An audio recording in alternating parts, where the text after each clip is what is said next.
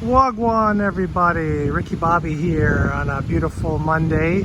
It's actually a good time to do some filming because we're having about an hour of cloud. We've had some beautiful weather so far. It's a gorgeous day here in Ocho, Rios, Jamaica. So today's vlog, what is this palm, guys? You guys know this is very common in cultivation. The Manila palm, the Christmas palm, the Adonidia Merrillii. So this is a adult. They do get bigger than this, but this is pretty large for an Adonidia, or pretty commonly, like, you know, adult size.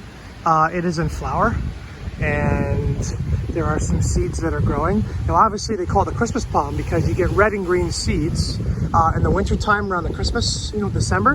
But obviously, down here in the Caribbean, they flower and they do whatever the heck they want. So this is actually a pretty good specimen. It's doing really well. You can see there's actually another bract. Or there was a bract there that opened up as well, but there we go. So these seeds are not ready to be harvested yet.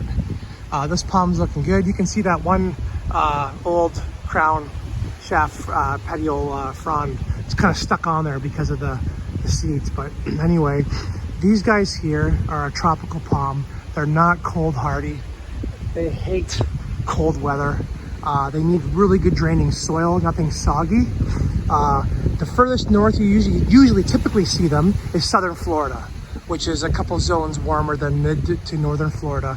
There are some up and around, you know, the Orlando, Daytona Beach area, but microclimates only. They will die when it gets too cold. So as you can tell here, these palms are in great condition. They look awesome. Trunk looks pretty good. And there's actually another one right next door here. There's some Roballinis here. And here's another one, same thing. They're in flower. So yeah, they're very warm climate, temperate palm. It can't be too cold. They can do well in part shade. They like full sun. They like part shade and full sun. They do good in both. For us guys with pots, you got to be careful. They'll sunburn if they've been inside all year and you put them outside. They will sunburn like crazy and have yellow spots all over the place and not do so well. So one thing I've learned about them is they do love, spider mites love them, mealybugs love them, and so do scale insects. So I'm not sure if these ones, they should be pretty good out here because we've had lots of rain. But as you can see anyway, it's flowering really well. Probably a little bit easier to film today that it's not sunny. But this is a good specimen. This guy is probably 15 to 17 feet tall. There's his trunk. So the one thing I'm looking for, it's hard to see with all this grass, is volunteers. And there's some volunteers? No, these guys come up with 2 leaves. Let's see. Yeah, those aren't volunteers. That's some weeds, some grass. So these palms don't look too fertile. But anyway, I hope some people are watching me thinking I'm crazy. We'll go back over here. So there's one thing that's kind of neat about these palms is that they're very awesome ornamentally. They can grow. They're slow, not slow growing, but they don't get too big. And one thing I noticed, you guys may not know this, but whenever I see these guys at resorts like I am at now, they are, like, this is behind the resort. The ocean is directly in front of us, about, I don't know, 600-700 feet. So they're in an area that's sheltered from the ocean.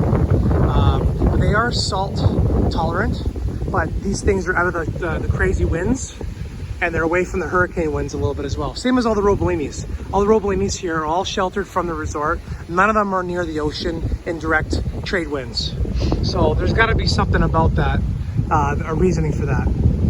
So anyway, I don't want to ramble on too much, but the Adonidia Merrillii, the Manila Christmas palm, and I'm in Ocho Rios, Jamaica, and this one's looking pretty good. No crown rot, a little bit of dark coloring there. The irrigation, I'm not sure if there's irrigation there. It's quite possible it's gonna hit with some irrigation. They do water quite a bit. You can see there's another bract right there coming out of the crown. So these guys are seeding like crazy, but nothing for me to grab today. I hope you enjoyed this vlog.